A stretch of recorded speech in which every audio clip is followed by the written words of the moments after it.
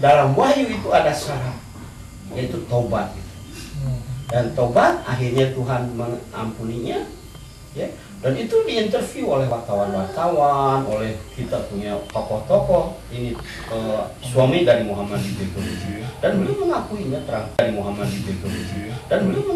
terang-terangan. Saya walaupun saya bukan pengikut dari Mirza Ghulam Ahmad alaihissalam, tapi saya lebih yakin daripada pengikut Masih Maud sendiri, karena saya memperhatikannya, saya lihat sendiri. Ya. Ada ceritanya. Jadi bukan hanya tuduhan. Iya, jadi karena beliau sudah bersuami dan suaminya tetap hidup, bertobat, ya sampai ada anak, ya.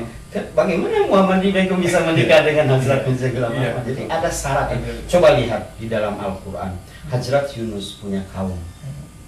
Mereka kan disuruh Tuhan jelas-jelas tanpa syarat itu, bahwa mereka akan dihancurkan karena sudah ingkar kepada Yunus alaihissalam. Tapi bagaimana ketika Nabi Yunus alaihissalam pergi dari kampung itu, mereka ramai-ramai bertobat, semua bertobat orang kaum dari Yunus alaihissalam itu, sehingga Tuhan mengampuninya. Padahal tanpa syarat di sana. Di sini ada syarat di wahyu ini bahwa tobat syarat. Ahmadi katanya datang itu akan memenangkan Islam, Pak. Saya mendengar kabar seperti itu. Nah, bagaimana Ahmadiyah menyikapi tentang kemenangan Islam itu sendiri, Pak? Dengan cara bagaimana? Dengan cara bagaimana? Ini Ahmadiyah itu, nama Ahmadiyah, Jemaat Ahmadiyah itu bukan diambil dari nama Mirza Ghulam Ahmad, tidak, tapi dari nama sifat Hazrat Baginda Nabi Muhammad SAW, yaitu sifat Ahmad yang menggambarkan sifat Jamaliyah, sifat kecantikan. Di sini ada satu profesi, ada satu nubuatan bahwa nanti di akhir zaman Islam itu akan menang melalui keindahan, melalui kecantikan Islam. Inilah yang diamalkan oleh kita sehingga Eropa menerima kita.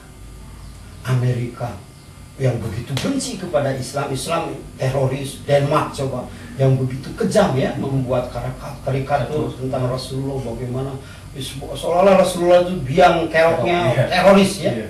Kita tidak, kita diterima karena memang kita memperlihatkan bahwa kita inilah orang Islam yang sebenarnya, yang mengamalkan Al-Quran dengan benar.